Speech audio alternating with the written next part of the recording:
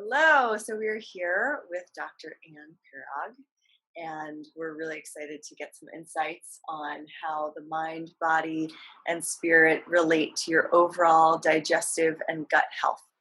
So, Ann, why don't you tell us who you are, Sure, what your title is, and what you do for a living? sure. My name is Ann Pierog, as Lindsay said, and I'm a pediatric gastroenterologist, and I work at Boston Children's Health Physicians, and we have offices in Westchester and Fairfield. And I do think this is a really important topic to discuss. I do primarily take care of children and adolescents, but a lot of these issues come up in kids and teens and adults. So, what do you think? Since you're a pediatric doctor, what can we learn from how our bodies develop when we're children? Are issues that we have when we're older usually um, are they in our bodies or in our minds, or are they going to manifest themselves because of what we do when we're kids? Absolutely. And I think the greatest example of this is what we're seeing in kids with obesity. And we're seeing diseases in kids that we never saw before. So, diabetes and endocrine problems like type 2 diabetes, also fatty liver disease, high blood pressure, high cholesterol. I mean, these are all problems we never thought kids really had and didn't really screen much for. And now we're seeing this in really abundance. It's really becoming really almost an epidemic. And absolutely, I think that what we do as kids can absolutely affect our health, not only in teenage years and adulthood, but now even in pediatrics, we're seeing a lot of these diseases, unfortunately. It's something that I actually suffered from when I was an early adult. When I was 18 years old, I was tested for all sorts of gastrointestinal issues, Crohn's, colitis. I was just a mess, and I actually had high blood pressure, even though I think I weighed, 98 pounds. It doesn't matter how skinny you are; you can still be a mess inside. Absolutely. And once you're a mess inside, it's really hard to move into a good place. So you have to heal what's inside. And we're going to talk a little bit about, how to do that with you. Okay. All right. So the first question that I had for you is, throughout your education and your practice, have you found that it's important to balance the mind, body, and spirit when it comes to healing? Absolutely. More and more, I think westernized physicians, such as myself, are using more holistic approaches to treating our patients. So, a really good example of this is IBS, or irritable bowel syndrome. So, clearly, there is a connection between the brain and the gut, a lot of which is quite complicated, and we don't understand all of it. However, we do know that certain things that we do, certain things that we eat, certain supplements that we take, such as probiotics, can be very beneficial to our health. And IBS, I think, is one of the greatest examples of that. And what do you think about how your mentality or your spirit, your anxiety or depression could cause you to have IBS? Well, IBS affects about 15% of the population, and we're seeing it in kids and we're seeing it in adults. And one thing that we all have a lot of is stress. And I think our kids are being put under more and more pressure as well with their activities in school and sports. And we are seeing these, what we call functional disorders, really, really much more commonly now. And the ages in which I'm seeing them is much younger than we ever saw before. So, IBS and other functional problems we used to think were in older teens or adults, and that's usually when they present, but we're seeing them now in 8-year-olds, 9-year-olds. And clearly stress is a factor. And as much as, we try to limit it in our kids and in ourselves, it's impossible to avoid. So treating the mind, the body, meditation, acupuncture, yoga, these are all methods that can be very helpful in kids too, not just adults. It's amazing to me that medical practitioners now are taking a more holistic view to healing and to health. And as a mother of three gorgeous kids, We worked together last year after you had your third baby, and one of the things that we worked on together was to de-stress. It was coming off the holiday season. There was a lot going on, and I feel like even in our own lives, we were almost like supporting each other. Like we were both going through nanny issues, Yep, and it's never ending. yeah. It's never ending. And Yeah. so for adults, what are some things that you would recommend from a balance of medical and holistic? Absolutely. So, like I said, there's only so much we can control, right? The nanny situation and the kids going all over and work and family life. But there's some things that we can control. So making sure we're eating healthy, making sure you're putting the right things in your body, making sure you're getting a good amount of physical activity every day. Sleep. These are all things that we can control in our lives and we can control hopefully in our kids' lives, and that can help to minimize the stress, because stress clearly causes an inflammatory cascade in our body. And we know that. And not only can it affect my, system, the GI tract, but it can affect everything. So, making sure that we can limit the stress in whatever ways we can definitely be helpful. And what do you think in terms of gut health? So a lot of people, there's been a dozen, maybe 100 books that have been written on healing your gut, thinking from your middle, in order to have a healthy lifestyle. And yes, food, minimizing anxiety is really important. But from a medical perspective, why is it so important to heal your gut? Yeah, well, I really am a believer that we are what we eat, and what you put in your body really affects everything.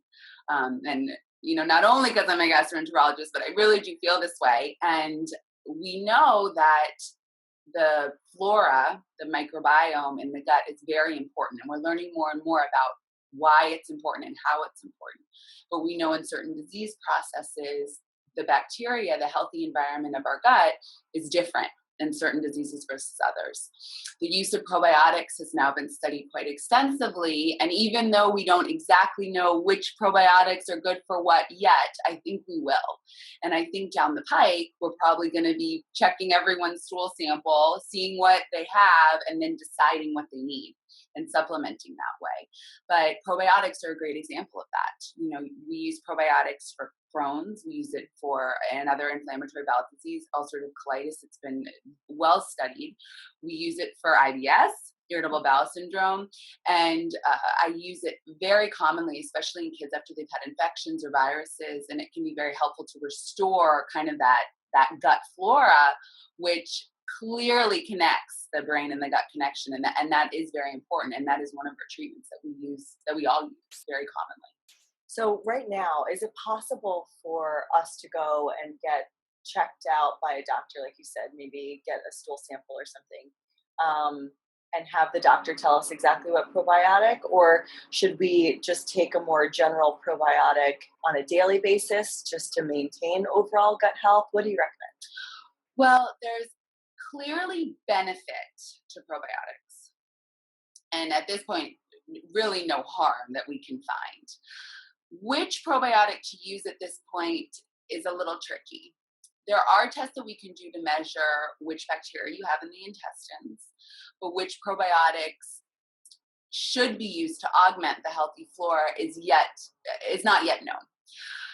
There have been some great studies, however, for specific disease processes, keeping in mind, one probiotic versus another. And that's just because those are the studies that were done. So I do recommend certain probiotics for certain issues.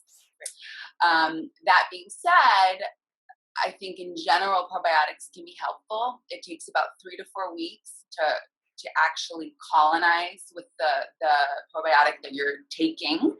So oftentimes I do recommend cycling probiotics. So using one for about a month and then another for about a month, because it takes that long to colonize with that flora. I usually recommend the probiotic 11 from Nature's Sunshine and rotating that in with the Floromyces. Floromyces is a little bit stronger and it's not killed off by antibiotics. And as you know, with children, Right. they bring every germ home, Right. and everybody's in my house is constantly getting sick. And Mhm. while we try to avoid antibiotics, there's certain things like strep throat or Right. severe ear infections, Right. sinus infections, where you really You can't avoid it. can't avoid it. Mhm. So those are the things that I've used for my children, Mhm. but also for adults. And there's different dosage requirements, obviously. But as I've told all the people that I've worked with so far, there's no harm. Exactly, and I agree with that. And there's benefit. They're a little expensive. That's some of the negative thing, and that is sometimes a problem for some patients. But some of the probiotics now are even prescription, and there's a couple disease processes that we do prescribe them for, and insurances are covering. So I think down the pike, it might even be more easily available for patients. That would be great. Yeah. I know that it is quite expensive, even Mhm. for, I think, for the Floromyces, it's something like $30 And for and 90. that's a good point, is that when you're on antibiotics, it's probably not a good time to be taking a probiotic, but using a yeast derivative, Right. like the Floristore or other yeast products are helpful. Right. So when you're taking the antibiotic, those are the times when maybe you shouldn't be using a probiotic, but use a yeast derivative instead. Which is the Floromyces. Exactly. Yeah. So we've talked a lot about the overall health and well-being, from your brain to your gut, and you talked a little bit about what you are what you eat. Hmm. And something that I found to be really true in working with people so far is that we are what we eat, especially at certain times of the day. So there's certain things that we can eat in the morning to help sort of jumpstart our metabolism. Um, you know, Basically focusing on any sort of animal protein. If you're going to eat animal protein, maybe eat it in the morning or the afternoon, because it takes more of your body's energy to break that down. From a medical perspective, do you think that holds weight? Well, I see this a lot, especially in teenagers and adults. There's really good evidence that eating breakfast is very important. And our kids, they do better in school, they have better attention. And we also know just the way we digest food, it's better to eat more of your calories during the day when you're active than eat most of them at night. And I have to say, I myself have a hard time with this too, and I always end up eating later at night. But really, the evidence shows it is much better to eat more calories in the morning and kind of have smaller meals throughout the day, especially before bed. And we see this a lot in teens. They stay up late, they're snacking late at night, they don't sleep well, they wake up with stomach aches, nausea, reflux, and a lot of this can be augmented or really fixed if they just load their calories earlier in the morning. So I think there's really good evidence that eating more earlier in the day is helpful. So what should you avoid eating at night? Like steaks? Well, Sugar? again, it really depends. And the kids that I see, if they have reflux or other issues, eating spicy food or acidic foods late at night aren't good.